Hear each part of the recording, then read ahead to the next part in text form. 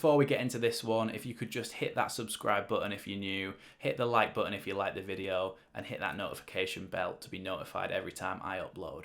We're trying to get to 350 subscribers by Christmas, so hopefully we can do it. Leeds United have conceded 11 goals in a week and scored 1. We've just lost 4-1 at Elland Road to Arsenal, and instead of getting angry and ranting on and basically doing stuff for clickbait and for views, I'm going to break this down calmly and logically and talk about the sort of 3 key elements that have gone wrong here. So first, let's talk about the injury/unavailable list. If we go from back to front of the team, in terms of first team players and players that from the 23s that would have replaced those first team players if available, we've got Firpo at left back. He's had 5 yellow cards, so suspended.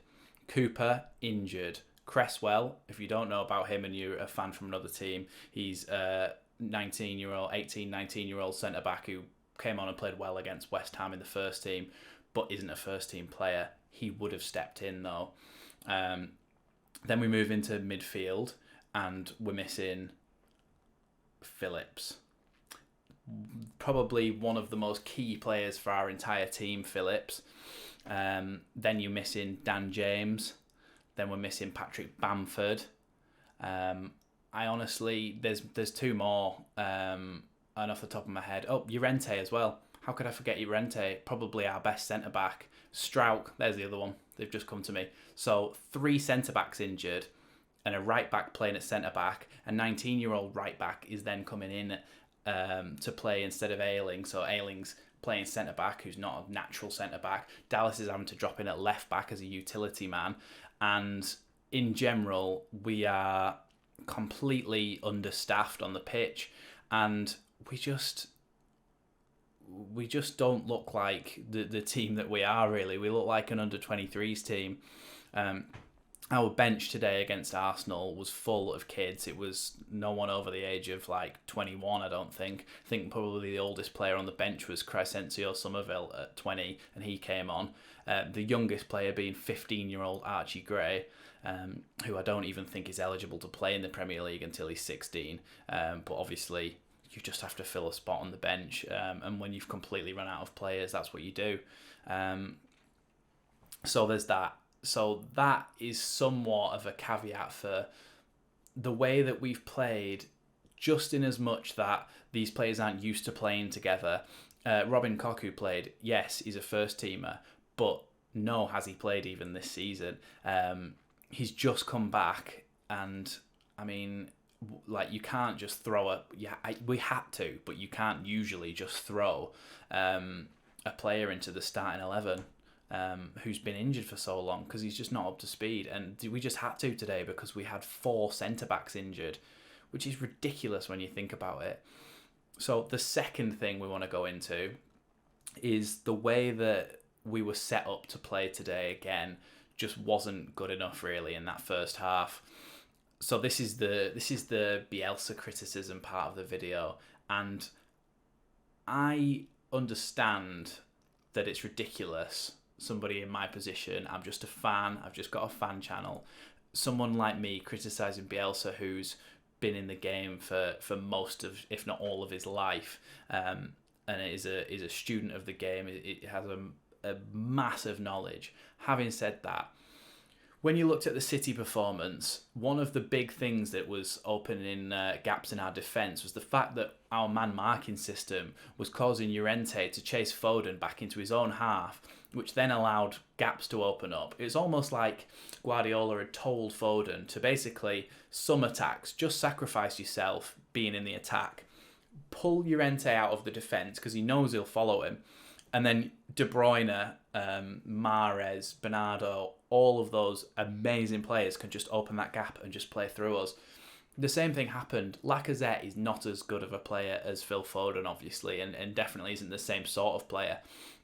But the instructions were the same from Bielsa, and it was that Koch would follow Lacazette as far as he went, which would open gaps for Martinelli and Saka to run in behind. Combine that with the fact that Ayling isn't a first choice centre back. He's a right back. Combine that with that fact, because he's then charging out of position for some of the things that basically the things that were picked up at half time as well, was that Ayling was charging out of position when he should have been dropping back and tracking Saka. But because he's a natural fullback, usually you sort of come out to your player when it's on the wing, and I don't know whether he's just get confused or doesn't realise that it's a midfielder's job to close that down, but one of their goals came from that. And so, then you've got Ayling coming out of defence. Then you've got Drama, who is his first start, I think, for Leeds, in the league at least. He's 19 years old. He doesn't know his position fully yet. He was caught on the outside when he should have tucked in and marked Martinelli, and that's where one of the other goals came from. So, all in all, our defence was really... They were bad, and they were out of position, but they weren't helped by the fact that they're not playing in their natural positions to start with, and Bielsa's got them chasing players right up the pitch, leaving massive gaps for them to come in behind. And any manager worth his salt could go and see what happened against Man City, which Arteta will have done. He'll have watched it back, and he'll have gone, right, okay, well, this is how they got at them. They pulled a player out of the defence, and then you've got a massive gaping hole in the defence, which then we can exploit with our pacey young talent, which is exactly what they did in the first half. Having said that, we come to point 3. Point 3 is individual errors. Now, the individual errors part of it, a perfect example of it, and everybody picks on Tyler Roberts, so I don't want to have to, but the one that sticks in my mind most is the goal for 4-1, where Emile Smith-Rowe scored. Tyler Roberts has got it about on the halfway line, and he just tries to flick it with the outside of his boot backwards, and it just goes to one of their players, and it's just like a lazy sort of half-assed flick towards what he thinks is going to go to Forshaw or whoever was covering behind him, and it's just gone straight to their player. Odegaard gets it, flicks it in behind, nobody has a chance to recover, and Smith-Rowe puts it in the back of the net. So many attacks against our team come from countering our counter-attack. So we've got the ball up the pitch and we think we're attacking, and then there's just a sloppy pass goes to an Arsenal player or a Man City player or whoever we're playing, and then the ball comes straight back at us again. Everybody's out of position because for some reason nobody's expecting them to come back at us. Everybody's thinking, right, we're on the attack now, we're on the attack. Nobody's thinking, okay, let's just prepare for if this doesn't work out and we lose the ball. And then everybody's out of position and then we're back at it again. And individual errors have cost us so many times this season. There's a lot. If you look back over the clips, obviously I can't show them on YouTube because they just get copyright struck and taken down.